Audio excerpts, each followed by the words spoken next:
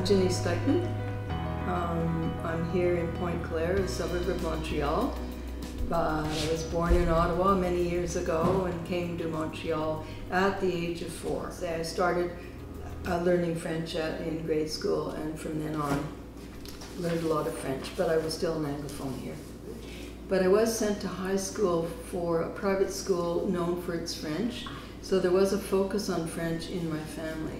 I was born in 1941, so 40s and 50s were specifically quite anglophone in certain parts of the city, and also I never went east of Saint Laurent until a certain age, which was a kind of dividing line. For sure. I think linguistically as well. That's interesting. And I know that our country house was in Senneville, which is on the west-west part of the island, and I had a long-time friend who was part Quebecois and part Irish-Canadian, and then I felt anglophone. Do you know what I mean? Because her mom was very Quebecois, and there was a different culture, okay?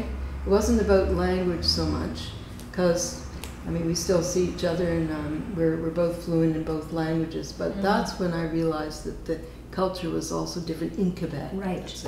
Montreal is a wonderful multilingual place to live. Great. And that includes English and French. The idea of this apartment building, for example, and we meet in the corridor and we say bonjour, hi. And we never know if we're anglophone or francophone, okay? That is big, big, big from a long time ago. Ginny, it appears to us that you're a very modest woman. You're a Academy Award winning film editor. What year was that? I joined the film board with the Challenge for Change program, which is making films for social change, fighting for making films on behalf of the marginalized, including I edited a film all in Cree of the Cree hunters of Mistassini, for example. And then a number of us, a few of us, moved to the newly formed Studio D, which had been pushed for by women at the film board.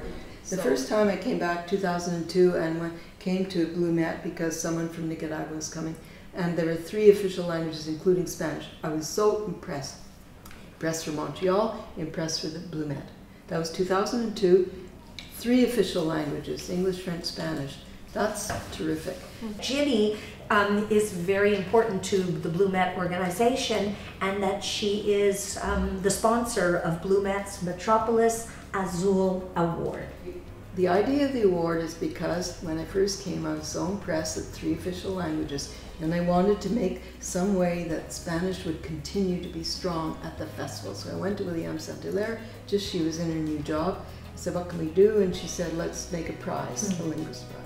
So it supports literature, or a writer coming from, it doesn't matter, it's not a Latin American award. Okay. If in Africa there are places who speak Spanish, So from my experience, I would think that anyone who can learn a second language at least, if not a third, it can be an atout, it can be an asset for people. I think I got, having at least 2 languages, I benefited in my job interviews for being more than just an anglophone. Because like we said, the brain opens a bit or starts working more. Plus it widens your experience. I was lucky to have the opportunity to learn French and then, learn Spanish and be exposed to other languages.